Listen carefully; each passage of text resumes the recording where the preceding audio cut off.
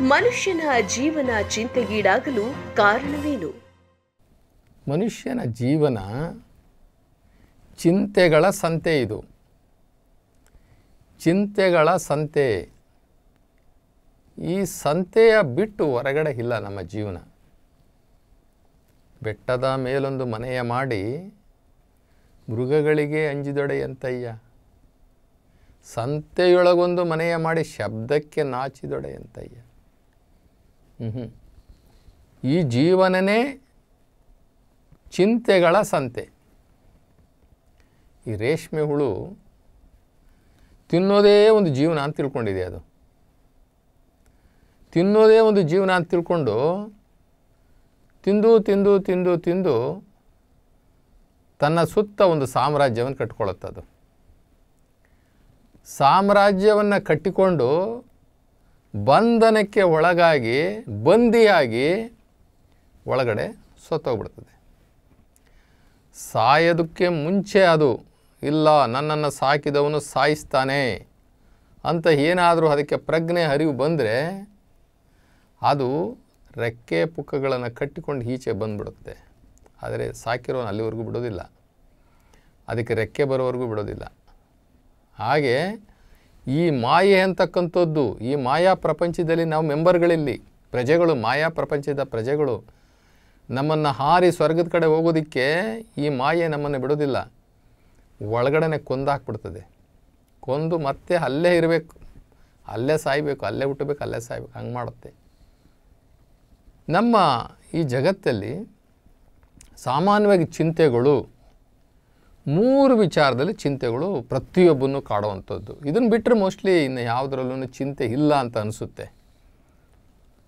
3 ವಿಚಾರದಲ್ಲಿ ಎಲ್ಲರೂ ಕೂಡ ಚಿಂತೆಗೊಳಗಾಗ್ತಾರೆ. ಅಂದರೆ ಸಮಸ್ಯೆಗಳಲ್ಲದೇ 3 ಅಂತ ಅಂದ್ಕೊಂಡಿದ್ದೀನಿ ನಾನು. 3 ಸಮಸ್ಯೆಗಳು ಪ್ರತಿಯೊಬ್ಬನಿಗೆ, ಜಗತ್ತಿನ ಪ್ರತಿಯೊಬ್ಬರಿಗೂ ಇರ್ತಕ್ಕಂಥದ್ದು 3 ಚಿಂತೆಗಳು.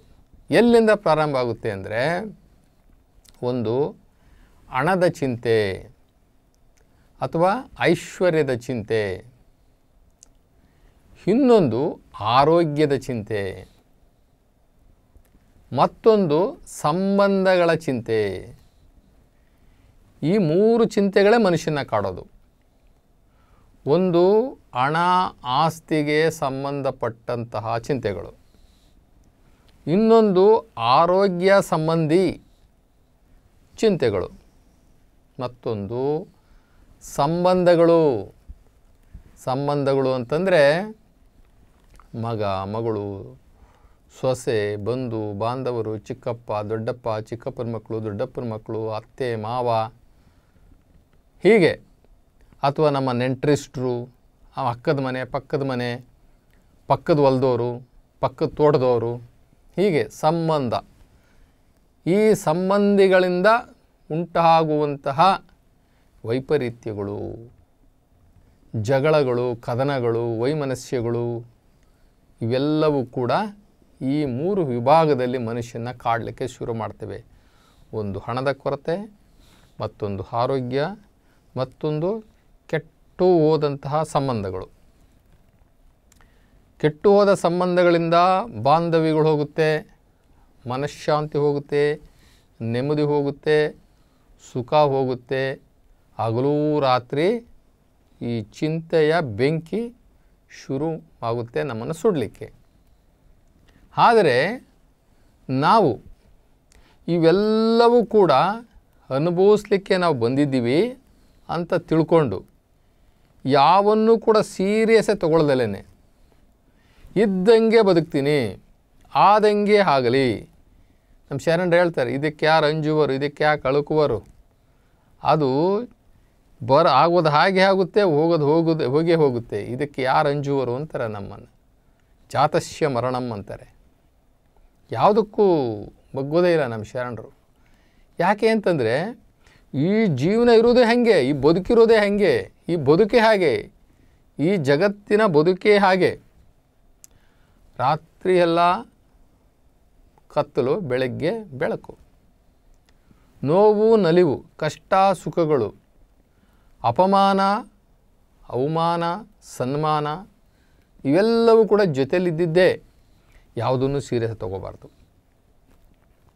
ಆಗೋದಾಗುತ್ತೆ, ಹೋಗೋದು ಹೋಗುತ್ತೆ.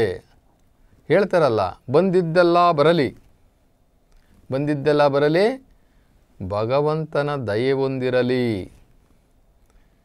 ಇದು ಸುಮ್ಮನೆ ಹೇಳಿಲ್ಲ. ವೇದ ಸುಳ್ಳಾದ್ರೂ ಗಾದೆ ಸುಳ್ಳಾಗೋದಿಲ್ಲ. ಇದು ನಮಗೆ ಈ ರೀತಿಯ ಉದಾಸೀನ ಮನೋಭಾವ ಬೇಕು. ನಮಗೆ ಸೀರಿಯಸ್ ತಗೋಬಾರ್ದು. ಯಾವುದೂ ಬಂದಿದ್ದೆಲ್ಲ ಬರಲಿ, ಭಗವಂತನ ದಯೆ ಹೊಂದಿರಲಿ. ದೇವರೇ ನನಗೆಲ್ಲ ಕಷ್ಟಗಳು ಕೊಡು, ನಾನು ಸುಖನ ಕೇಳೋದೇ ಇಲ್ಲ, ನಾನು ಸುಖವನ್ನು ಕೇಳೋದೇ ಇಲ್ಲ, ಎಲ್ಲ ಕಷ್ಟಗಳು ಕೊಡು. ಆದರೆ ಒಂದು ಕೇಳ್ತೀನಿ, ಏನು? ತಡ್ಕೊಳ್ಳುವ ಶಕ್ತಿ ಕೊಡು. ಇದನ್ನು ಕೇಳಬೇಕು ನಾವು. ಸುಖನೇ ಕೊಡಪ್ಪ ನಮಗೆ.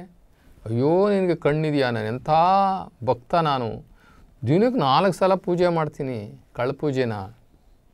ಅಲ್ಲಿ ಮನಸ್ಸೇ ಇರೋದಿಲ್ಲ, ಆದರೂ ಪೂಜೆ ಮಾಡ್ತೀನಿ. ನಿನಗೆ ಎಂತಂತೆ ತೆಂಗಿನಕಾಯಿ ಹೊಡಿತೀನಿ, ಬಾಳೆಹಣ್ಣು ಕೊಡ್ತೀನಿ, ಹೂವು ಎಲ್ಲ ಗಂಧದ ಕಡ್ಡಿ ಹುಡ್ಕೊಂಡು ಹೋಗ್ತೀನಿ, ಒಳ್ಳೆ ಗಂಧದ ಕಡ್ಡಿ. ಯಾರು ಕೇಳವ್ರೆ ನಿಮಗೆ?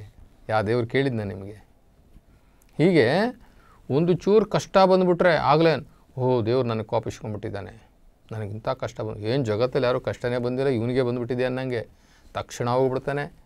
ಯಾರೋ ಒಬ್ಬ ಆಚಾರ್ಯ ಹಿಡಿದು ಬಿಡ್ತಾನೆ, ಯಾರೋ ಒಬ್ಬ ಜ್ಯೋತಿಷಿದವನು ಹಿಡಿದು ಬಿಡ್ತಾನೆ, ಯಾವುದೋ ಮಾಟ ಮಂತ್ರದವನು ಹಿಡಿದು ಬಿಡ್ತಾನೆ. ಆಗಲೇ ಯಂತ್ರಗಳು ಹಾಕ್ಕೊಂಡು ಬಿಡ್ತಾನೆ, ಮೈ ತುಂಬ ಯಂತ್ರಗಳು, ಕಾಲಿಗೆ ದಾರಗಳು ಕಟ್ಕೊಂಡ್ಬಿಡ್ತಾನೆ. ಯಾಕೆ? ನನಗೆ ಕಷ್ಟ ಬಂದುಬಿಟ್ಟಿದೆ.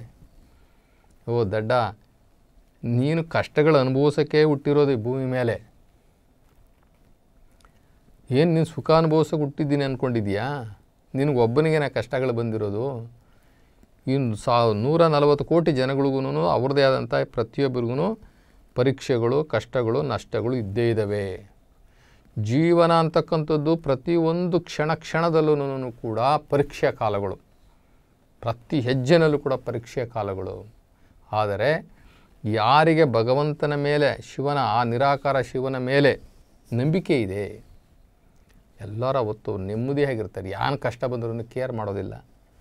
ಜೊತೆಗೆ ನಾವು ಸಂದರ್ಭಕ್ಕೆ ತಕ್ಕಂತೆ ಅಡ್ಜಸ್ಟ್ಮೆಂಟ್ ಆಗಬೇಕು.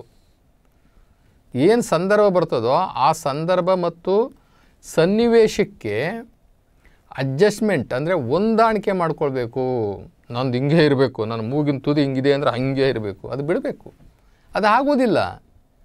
ನಿನ್ನಂತೆ ಎಲ್ಲವೂ ನಡೆಯಲ್ಲ, ಅಥವಾ ನೀನು ಅಂದ್ಕೊಂಡಂಗೆ ಎಲ್ಲ ನಡೆಯೋಲ್ಲ, ಅಥವಾ ನೀನು ಅಂದ್ಕೊಂಡಂಗೆ ಅದು ಇರಬೇಕು ಅಂತಲೂ ಅಲ್ಲ. ಅದು ನೀನು ಹೇಳು ಅಷ್ಟೇ.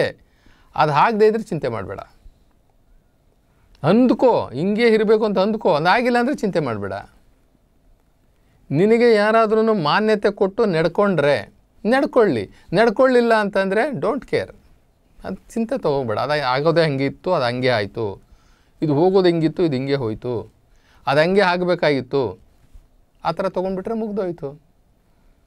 ಅದಕ್ಕೆ ನಮ್ಮ ಶರಣರು ಒಂದು ವಚನದಲ್ಲಿ ಹೇಳ್ತಾರೆ, ಆವಿನ ಡೊಂಕು ಹುತ್ತಕ್ಕೆ ಶಶಿನ.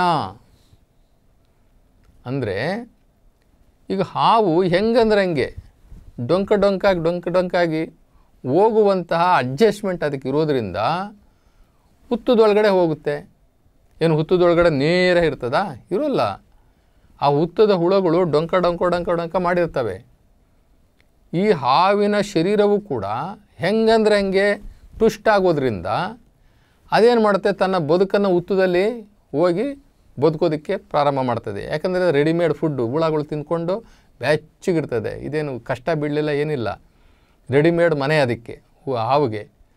ಜೊತೆಗೆ ಆ ಹುತ್ತದ ಒಳಗಡೆ ಹೆಂಗೆ ಡೊಂಕಿದೆಯೋ ಹಂಗಂಗೆ ಡೊಂಕಲ್ಲಿ ಇದು ಹೋಗೋದಕ್ಕೆ ಸುಲಭ ಆಯಿತು.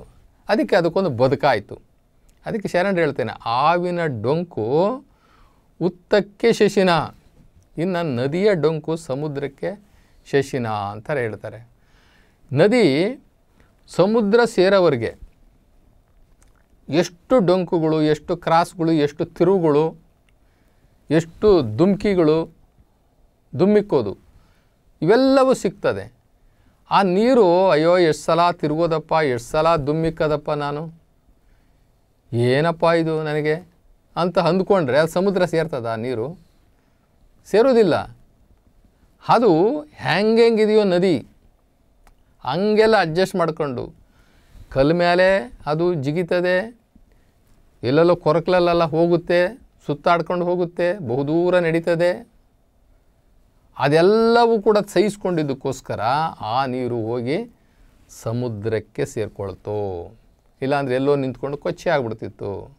ಹಾಗೆ ನದಿಯ ಡೊಂಕು ಸಮುದ್ರಕ್ಕೆ ಶಶಿನ. ಇನ್ನು ಹೇಳ್ತಾರೆ, ನಮ್ಮ ಕೂಡಲ ಸಂಗನ ಶರಣರ ಡೊಂಕು ಲಿಂಗಕ್ಕೆ ಶಶಿನ. ನಮ್ಮ ಶರಣರು ಎಷ್ಟೇ ಕಷ್ಟ ಇರಲಿ, ಎಷ್ಟೇ ನಷ್ಟ ಇರಲಿ, ಸುಖದಲ್ಲೂ ಕೂಡ ಭಗವಂತ ಅಂತಾರೆ, ಕಷ್ಟದಲ್ಲೂ ಕೂಡ ಭಗವಂತ ಶಿವ ಅಂತಾರೆ. ಅವರಿಗೆ ಕಷ್ಟ ನಷ್ಟಗಳು ಅವರಿಗೆ ಯಾವ ಅನ್ವಯಿಸೋದೇ ಇಲ್ಲ. ಅವರಿಗೆ ಎಲ್ಲವನ್ನೂ ಕೂಡ ಅವರು ಬಹಳ ಸುಲಭನಾಗಿ ತಗೊಳ್ತಾರೆ, ಈಕ್ವಲಾಗಿ ತಗೊಳ್ತಾರೆ. ಹೀಗಾಗಿ ಅವರಿಗೆ ಕಷ್ಟಗಳು ಬಂದರೆ ಕಷ್ಟ ಅನಿಸೋದಿಲ್ಲ, ಸುಖ ಬಂದರೆ ಸುಖ ಅನಿಸೋದಿಲ್ಲ, ಅವ್ರು ಲೆಕ್ಕಕ್ಕೆ ಇಟ್ಕೊಳ್ಳೋದಿಲ್ಲ. ಯಾಕಂದರೆ ಅದು ಅಡ್ಜಸ್ಟ್ಮೆಂಟು. ಹಾಗೆ ನಾವು ಆ ರೀತಿಯಲ್ಲಿ ನಾವು ಹೋಗಬೇಕು. ಇನ್ನು ಮನುಷ್ಯನಿಗೆ ಶಿವಜ್ಞಾನ ಇಲ್ದಲೇ ಅರ್ಧ. ಪ್ರಕೃತಿಯ ನಿಯಮಗಳು ಗೊತ್ತಿಲ್ಲದಲೇ ಶಿವಜ್ಞಾನ ಇಲ್ಲದೆ ಒಂದಷ್ಟು ಚಿಂತನೆಗೊಳಗಾಗಿಬಿಡ್ತದೆ. ಭಗವದ್ಗೀತೆಯಲ್ಲಿ ಹೇಳ್ತಾರೆ, ಏನಪ್ಪ ನೀನು ಕಳ್ಕೊಂಡಿದ್ದೀಯಾ, ನನಗೆ ಅದು ಹೋಗ್ಬಿಡ್ತು, ಇದು ಹೋಗ್ಬಿಡ್ತು, ಇದು ಹೋಗ್ಬಿಡ್ತು, ಅದು ಹೋಗ್ಬಿಡ್ತು, ಏನು ಗೋಗರಿತೀಯ? ನೀನು ಬರುವಾಗ ತಂದಿದ್ದಾದರೂ ಏನೂ ಇಲ್ಲ, ಮತ್ತು ಕಳ್ಕೊಂಡಿದ್ದೀಯ ನೀನು, ಏನೂ ಇಲ್ಲ. ಇದು ಹಿಂಗೆ ಆಗಬೇಕಾಗಿತ್ತು, ಆಗಿದೆ ಅಷ್ಟೇ. ನೀನು ಯಾವ ಒಂದು ಸೊತ್ತಿಗೆ, ಯಾವ ಒಂದು ಆಸ್ತಿಗೆ ನೀನು ಗೋಗೊರಿತಾ ಇದ್ದೀಯಲ್ಲ, ಅದು ಹಿಂದೆ ಯಾರದ್ದೋ ಆಗಿತ್ತು, ಇವತ್ತು ನಿಂದಾಗಿದೆ, ನೆಕ್ಸ್ಟು ಇನ್ಯಾರದ್ದೋ ಆಗುತ್ತೆ. ಅದಕ್ಕೆ ಯಾಕೆ ಚಿಂತೆ ಮಾಡ್ತೀಯ? ಸಂಬಂಧಗಳು ಅಷ್ಟೇ. ಈ ಭೂಮಿ ಮೇಲೆ ಬರೋದಕ್ಕೆ ಮುಂಚೆ ನಮಗೂ ಅವ್ರಿಗೆ ಯಾವ ಸಂಬಂಧನೂ ಗೊತ್ತಿಲ್ಲ. ಯಾರು ಅರ್ಜಿ ಹಾಕ್ಕೊಂಬಂದವರಲ್ಲ. ಯಾರಾದರೂ ನನಗಿಂಥ ತಂದೆ ತಾಯಿ ಬೇಕು ಅಂತ ಬಂದ್ರ, ಇಂಥ ತಂದೆನೇ ಬೇಕು, ಇಂಥ ತಾಯಿನೇ ಬೇಕು, ಇಂಥ ತಮ್ಮನೇ ಬೇಕು, ಇಂಥ ತಂಗಿನೇ ಬೇಕು, ಇಂಥ ಹೆಂಡ್ತಿನೇ ಬೇಕು, ಯಾರಾದರೂ ಪ್ಲ್ಯಾನ್ ಹಾಕಿ ಬಂದಿದ್ದೀವ? ಇಲ್ಲ. ಇಲ್ಲಿ ವ್ಯವಸ್ಥೆ ಹೆಂಗಿತ್ತು, ಆ ವ್ಯವಸ್ಥೆಗೆ ನಾವು ಅಡ್ಜಸ್ಟ್ ಆದ್ವಿ. ಈಗ ಅತ್ತೆಗೂ ಸೊಸೆಗೂ ಸಾಮಾನ್ಯವಾಗಿ ಜಗಳಗಳಾಗ್ತಾ ಇರ್ತದೆ. ಯಾಕೆಂದರೆ ಒಬ್ರಿಗೊಬ್ರು ಅಂಡರ್ಸ್ಟ್ಯಾಂಡಿಂಗ್ ಇರೋ. ಅತ್ತೆ ಏನು, ನಾನು ಹಿಂಗೆ ಬಾಳ್ದೆ, ಹಿಂಗೆ ಬದುಕಿದೆ, ನನ್ನ ಕುಟುಂಬ ಹಿಂಗಿತ್ತು, ನಾನು ಇಷ್ಟು ಜನ ಅತ್ತೆದಿರು ಸೊಸೆದಿರು ನನ್ನ ಮೈದ್ದಿರು ಬಾಮೈದ್ದಿರ ಜೊತೆಯಲ್ಲಿ ಹುಟ್ಟಿ ಬಂದು ದೊಡ್ಡ ಕುಟುಂಬದಿಂದ ಬಂದೆ, ನಿನಗಿರೋದು 2 ಮಕ್ಕಳು, ನಾನು ಹೇಳ್ದಂಗೆ ಕೇಳೋದಿಲ್ಲ. ಆ ಕಥೆನೇ ಬೇರೆ, ಆ ಕಾಲಮಾನನೇ ಬೇರೆ, ಈ ಮಾನನೇ ಬೇರೆ. ಅತ್ತೆ ಸೊಸೆಗೆ ಹೇಳ್ತಾಳೆ, ಯಾಕಮ್ಮ ನೀನು 10 ಮೆಣಸಿನ್ಕಾಯಿ ಹಾಕ್ತೀಯಾ ಅಂತಾಳೆ. ಸತಿ ಇನ್ನೆಷ್ಟು ಹಾಕಬೇಕು? 5 ಮೆಣಸಿನ್ಕಾಯಿ ಸಾಕು ಅಂತಾಳೆ. ನಾನು ಮಾಡಿ ತೋರಿಸ್ಲಾ? 5 ಮೆಣಸಿನ್ಕಾಯಿನಲ್ಲಿ ನಾನು ಸಾಂಬಾರು ಮಾಡ್ತೀನಿ ಅಂತಾಳೆ. ಆಗೋದಿಲ್ಲ ಅತ್ತೆ, 10 ಮೆಣಸಿನ್ಕಾಯಿ ಬೇಕು ಅಂತಾಳೆ. ನೋಡಿ, ಆ ಕಾಲಕ್ಕೂ ಈ ಕಾಲಕ್ಕೂ ಹೆಂಗೆ ವ್ಯತ್ಯಾಸ ಅಂತಂದರೆ, ಅತ್ತೆಗೆ 5 ಮೆಣಸಿನ್ಕಾಯಿ ಸಾಕಾಗಿತ್ತು. ಯಾಕೆ ಅಂದರೆ ಅತ್ತೆ ಕಲ್ಲಲ್ಲಿ ಹಾಕಿ ನುಣ್ಣಗೆ ಅರಿತಾಯಿದ್ಲು. ಕಲ್ಲಲ್ಲಿ ಹಾಕಿ ಮೆಣಸಿನ್ಕಾಯಿನ ನುಣ್ಣಗೆ ಅರಿಯೋದ್ರಿಂದ 5 ಸಾಕಾಗಿತ್ತು. ಅದೇ ಸೊಸೆ ಕಾಲಕ್ಕೆ ಮಿಕ್ಸಿಗೆ ಹಾಕ್ತಾರೆ, ಅದು ನುಣ್ಣಗಾಗೋದಿಲ್ಲ, 10 ಹಾಕಬೇಕು. ಆ ಕಾಲಮಾನನೇ ಬೇರೆ, ಈ ಕಾಲಮಾನ ಅಡ್ಜಸ್ಟ್ ಮಾಡ್ಕೊಂಡು ಹೋಗ್ಬೇಕಷ್ಟೇ. ನಾನು ಹೇಳಿದ್ದೆ ಆಗಬೇಕು, ನಾನು ನಡೆದಿದ್ದೆ ಹಾಗೂ ಮನಃಶಾಂತಿ ಹಾಳಾಗುತ್ತೆ. ಅದರಿಂದ ಇದು ಈಚೆ ಬರಬೇಕು ಅಂತಂದರೆ ನಮಗೆ ಇನ್ನೊಂದು ಉತ್ತಮವಾದಂಥ ಮಾರ್ಗ, ನಾವು ಶಿವಜ್ಞಾನದಲ್ಲಿರಬೇಕು. ಶಿವಜ್ಞಾನದಲ್ಲಿದ್ದರೆ ನಮ್ಮ ಮಾಲೀಕ ಒಬ್ಬ ಇದ್ದಾನೆ, ಅವನು ಹೆಂಗೆ ನಡೆಸ್ತಾನೋ ಹಂಗೆ ನಡ್ಕೊಂಡು ಹೋಗ್ತೀವಿ ಅನ್ನೋಂಗಿರಬೇಕು. ಕೆಲವರು ಏನಪ್ಪ ಹೆಂಗಿದೆಯಾ ಅಂತಂದರೆ ದೊಡ್ಡ ಕಥೆನೇ ಹೇಳ್ಬಿಡ್ತಾರೆ. ಇವ್ರಿಗಿರೋ ಸಮಸ್ಯೆ ಇನ್ಯಾರಿಗೂ ಜಗತ್ತಲ್ಲಿ ಇಲ್ವೇ? ಒಂದೇ ಮಾತು, ಶಿವ ಹೆಂಗಿಟ್ಟಿದ್ದಾನೋ ಹಂಗಿದ್ದೀನಪ್ಪ ಅಂದರೆ ಮುಗ್ದೋಯ್ತು. ಅವನ ಮೇಲೆ ಎಲ್ಲ ಜವಾಬ್ದಾರಿ ಆಗೋಯ್ತು. ಹೆಂಗಿದ್ದೀರಾ ಅಂದರೆ ಚೆನ್ನಾಗಿದ್ದೀನಿ, ಶಿವ ಹೆಂಗಿಟ್ಟಿದ್ದಾನೋ ಹಂಗಿದ್ದೀನಿ, ಮುಗೀತು. ಆ ಶಿವಜ್ಞಾನ ನಮಗೆ ಬೇಕಲ್ಲ. ಅದಕ್ಕೆ ನಮ್ಮ ಶರಣರು ಹೇಳ್ತಾರೆ, ಶಿವಚಿಂತೆ ಶಿವಜ್ಞಾನ ಇಲ್ಲದ ಮನುಜರು ಸಗಣಕ್ಕೆ ಸಾಸಿರ ಹುಳ ಹುಟ್ಟದೇ ದೇವ. ಕಾಡು ಮೃಗ ಒಂದಾಗಿ ಬಾಳ್ತವೆ, ಆದರೆ ಊರಿನ ಈ ಮೃಗಗಳು ಒಂದಾಗಿ ಬಾಳೋದಕ್ಕೆ ಸಾಧ್ಯವಾಗ್ತಾ ಇಲ್ಲ ಹರನೇ. ಕಾಡು ಮೃಗ ಒಂದಾಗಿ ಬಾಳ್ತಾವಂತೆ, ಆದರೆ ಈ ಊರಿನ ನಾವು ಪ್ರಾಣಿಗಳಿದ್ದೀವಲ್ಲ, ನಾವು ಒಂದಾಗಿ ಬಾಳಲು ಹರಿಯದೇ ಇದ್ದೇವೆ ಹರನೇ. ನಿಮ್ಮ ಕೂಡಲ ಸಂಗನ ಶರಣರಿಲ್ಲದ ಊರು ನರವಿಂದ್ಯ ಕಾಣಿರಣ್ಣ.